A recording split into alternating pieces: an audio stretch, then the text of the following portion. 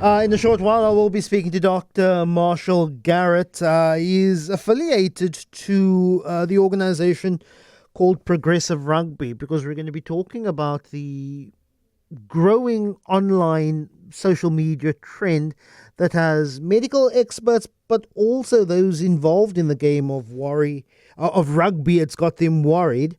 And it was touched on by Katie McDonald on Friday morning. It's an online trend called Run It Straight. It's quite simple. It involves a rugby ball, two players, one who is acting as some sort of defensive player, another as an attacking player. And the aim of the trend, the contest, is that the participants run at each other at full speed, full tilt, head on.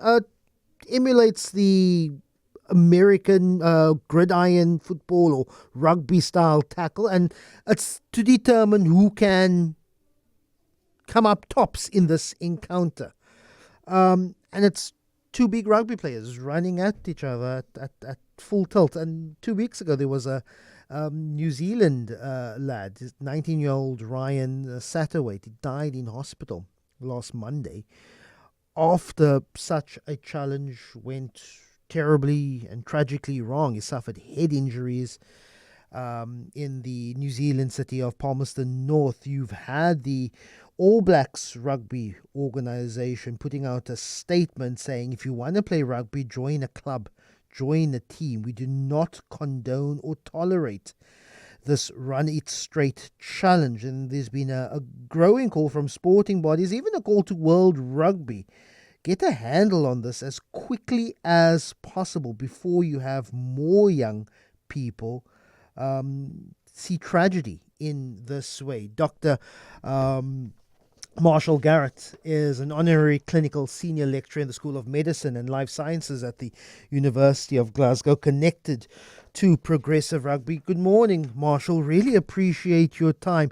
In this online trend, social media trend, which I have seen bleed into real world, I have seen it on the sidelines of some rugby festivals here in South Africa. But what would be the difference between people taking up this Run It Straight challenge than what happens during a normal game of rugby where you have an attacking player rugbing and a defensive player tackling?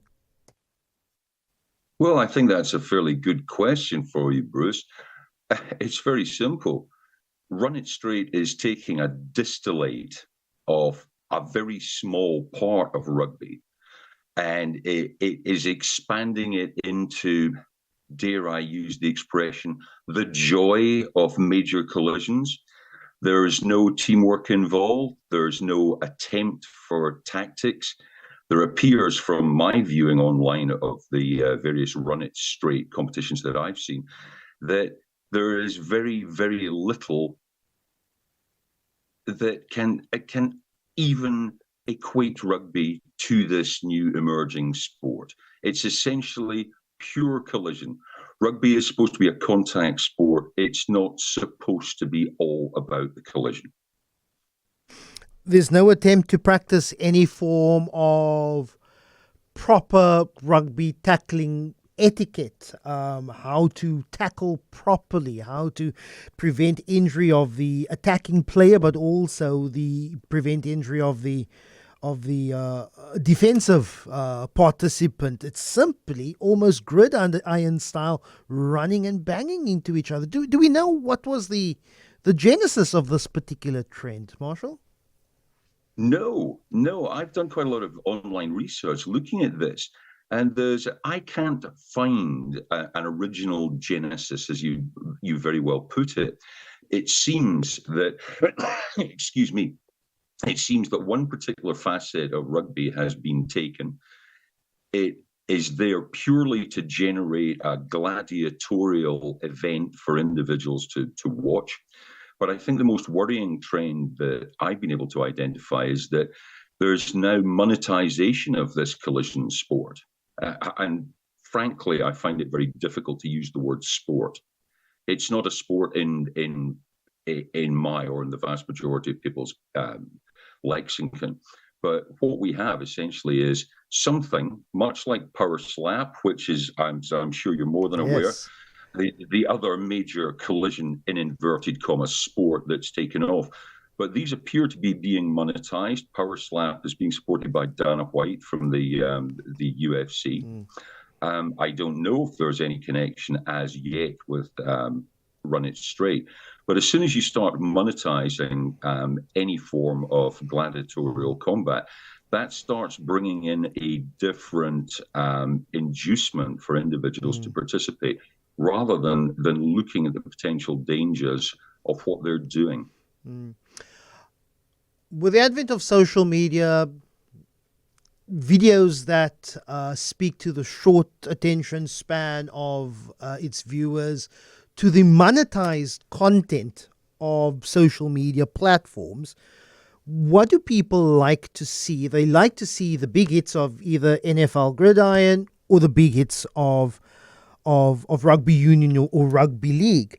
And I wonder if this has anything to do with also the intensity of how even schoolball games are played now, because people want to be in the highlights reel. Young players want to be involved in the the weekend, even schoolboy broadcast rugby matches, and they want to be in the highlights reel. That's how they feel that they're going to be spotted by the scouts and going to get called up to provincial or national teams. So I think there's very much a conversation to be had around the culture of the monetization of aspects of the internet and how young players feel that they're going to get into teams by having higher profiles, like being involved in the big collisions in the sport.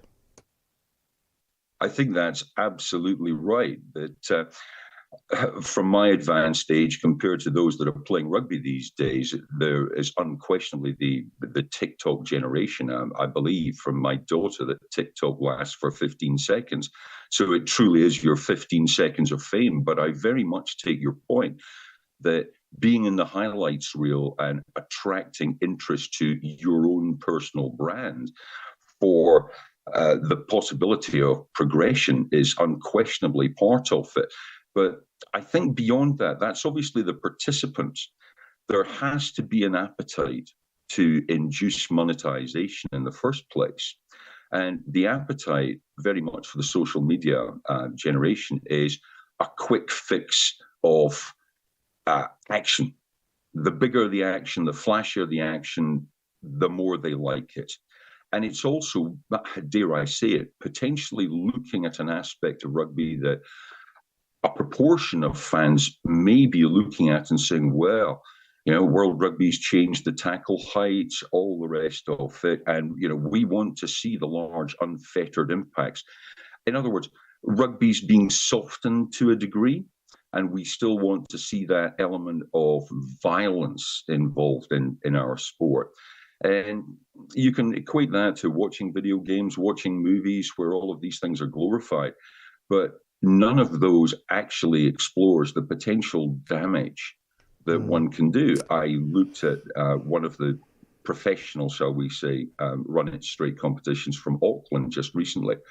And in the heavyweight category, which I believe is 120 to 135 kilograms, there were 12 principal participants, and of those, 2 of them were rendered unconscious.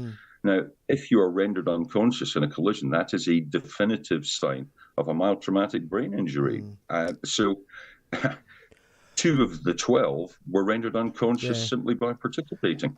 I don't really care for the arguments that rugby is getting soft when there are clear indications, if not evidence, of the long-term effects of contact sports, with many players, former players now presenting, and in this case in Run It Straight, a 19-year-old dying in hospital in New Zealand in a Run It Straight competition. But the New Zealand rugby issuing a statement last week saying, we urge people not to take part in Run It Straight games or competitions as they carry significant risk of injuries. For those wanting to play contact sports, register with a school or a club and learn in a controlled and safe environment. Do you think World Rugby should be taking any form of sanction if there are any registered rugby players taking part in these challenges? We need to make the sport as safe as possible for all those who want to play. I think that also is a very good point. Progressive Rugby certainly has some disagreements with World Rugby and the various boards of national teams. However, I believe it's fair enough to say that we're completely in support of World Rugby in not wanting to have anything to do with Run It Straight, because it undermines their message that they are trying their hardest to make things as safe as they possibly can be, with sanctions for head injuries, targeting areas that are out with the below the sternum line for tackling. I do think that is a matter for World Rugby. And I think it's an opportunity for World Rugby to actually come out and further on the potential dangers of Run It Straight as regards significant injury. Gonna have to leave it there. Marshall, thanks so much for your time. Losing connection there in that interview. But Marshall, really appreciate your time. Marshall Garrett is affiliated to Progressive Rugby in the UK.